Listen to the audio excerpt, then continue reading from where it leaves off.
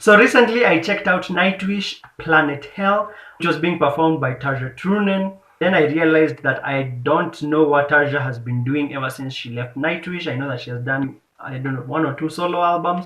But other than that, I don't know much about her. So today I'm going to be checking her out in interview.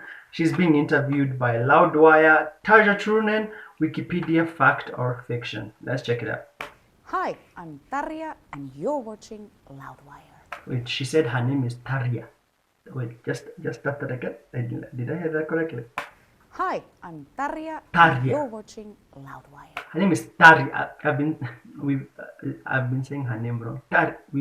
I've been living a lie. I've never watched one of these. Hey everyone, it's Joe from LOUDWIRE, and it's Wikipedia fact or fiction time. And this has been a hard one to get. We've got Tarja here with us. Thank you so much for coming in. She just said her name is Tarja. Oh, of course. So we're here to spill the dirt. Yes. Maybe, we'll see. I don't know. Let's see. So I went through the so Wikipedia friendly. page, your Wikipedia page, all your solo albums, the Nightwish albums. Yeah. So we're going to find out what actually happened. Yes. Okay. Yes. And what's What I've been doing. some lies. Uh-oh. So, easy one for you. Tarja Susanna Turunen Kabuli, born Yes. August 17th, 1977.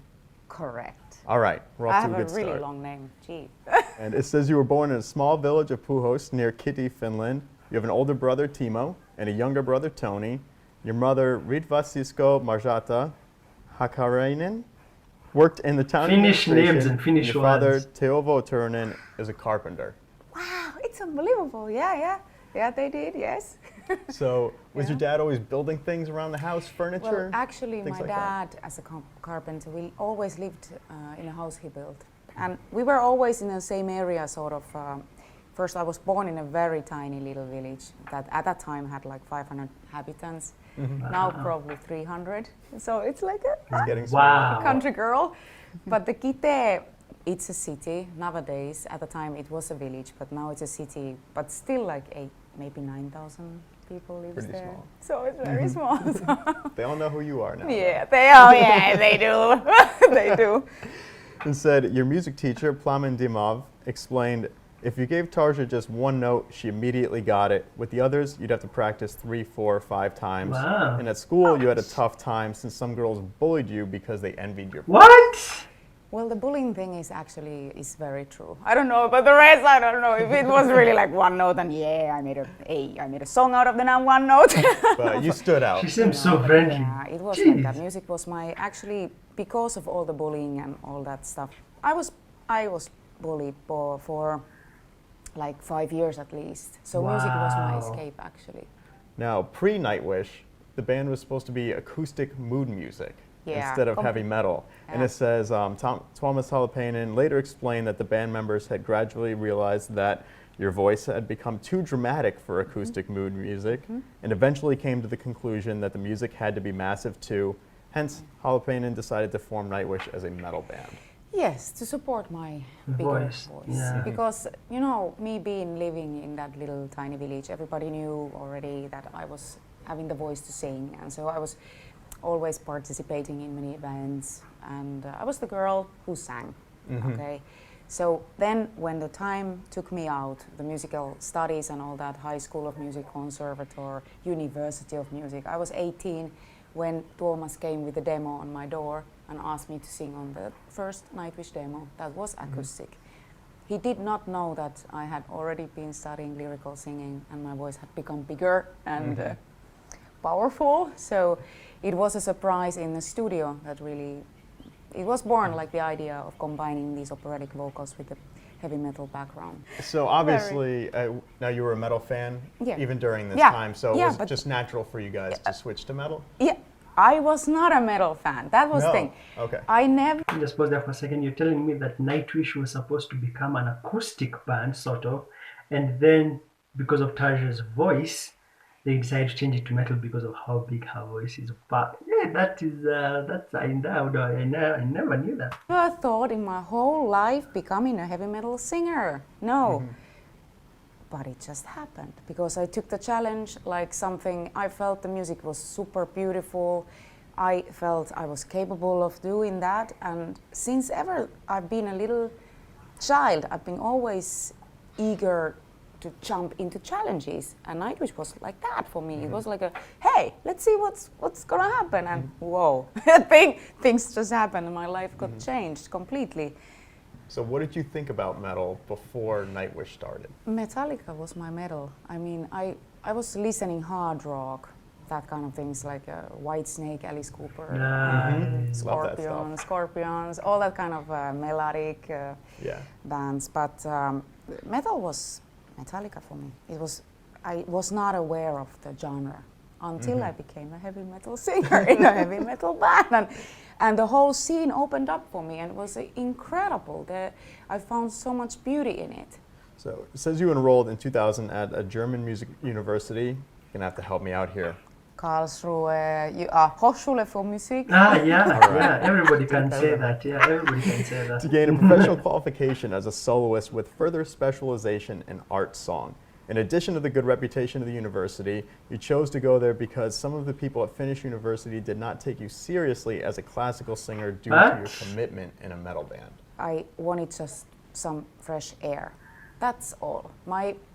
My singing teachers, all the teachers, they knew me going on tour all the time. They saw me doing that. I came back to my studies. I was doing my studies. Everything was great, and they were supporting me actually. There were so many kids coming to see concerts in churches or theaters, or me singing with the symphonic orchestras or purely classical music, that they have never even, some of them, walked into the church before. So yeah, it's like I was starting to break those boundaries, the walls down. You explained that in the early days of Nightwish, it was difficult to combine classical technique with the metal sound in a way that gave you liberty of action without damaging your vocal cords. Classical techniques helped you play with your voice, so you decided not to pursue extra training in rock/pop singing. Yeah, I've never asked help from any other type of singing teacher or professional. Instead, I've been always progressing as a lyrical singer, still today.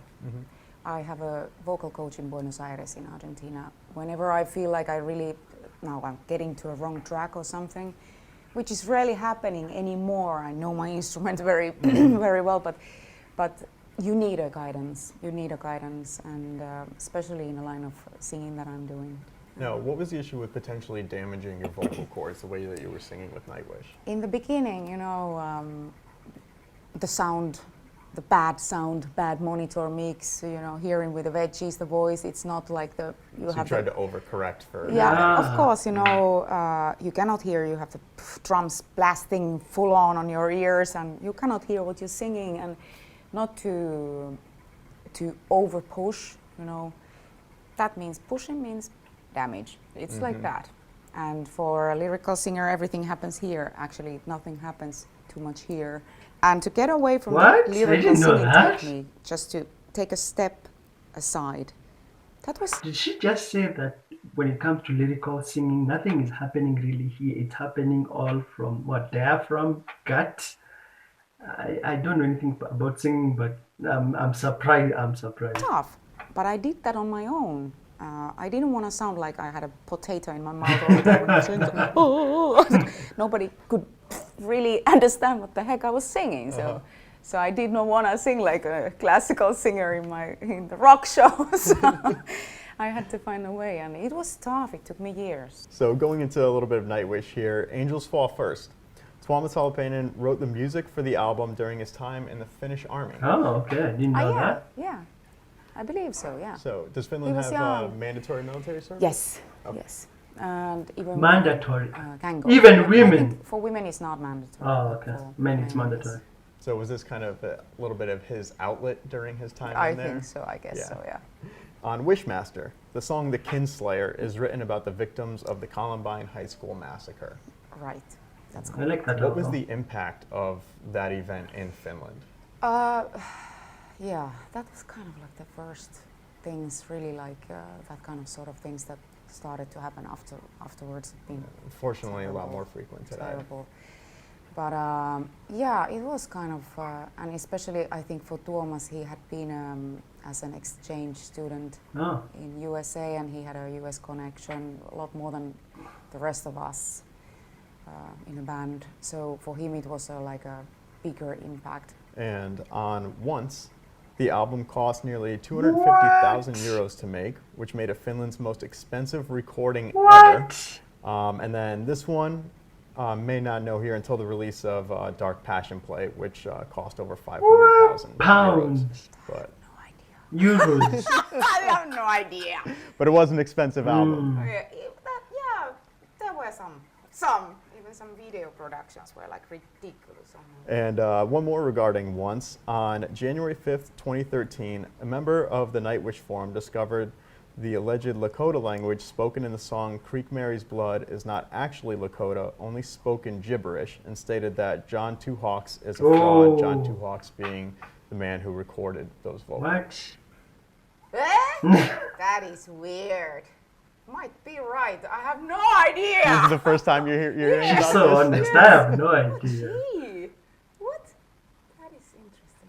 For Colors in the Dark, the name of the album, as the cover image, came as a metaphor from the idea that life has a large range of colors and the dark absorbs all of them, containing every color.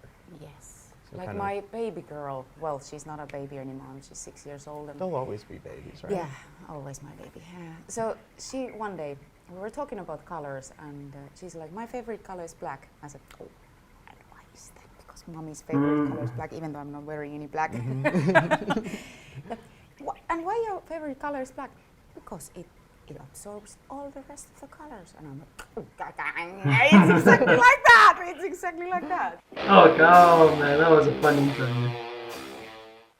Oh, man, that was a fun interview. Jeez, I wish it was longer. I didn't know that singing, Tarja pushing her voice like that nearly led to, vocal damage. I didn't know about the cost of those Nightwish albums. I didn't know that Thomas had to find her and show her like the demos for Nightwish, which was supposed to be acoustic, but then they realized that because of her voice they can't do acoustic, they need to do metal. And I didn't know that she was bullied because of her voice. I'm surprised. I'm surprised. Wow, that was a good interview. Thanks so much for checking it out with me. If you're a huge Nightwish fan, smash like, subscribe. Make sure to comment below and tell me what you thought of this interview. I thought it was so awesome. I've learned so much.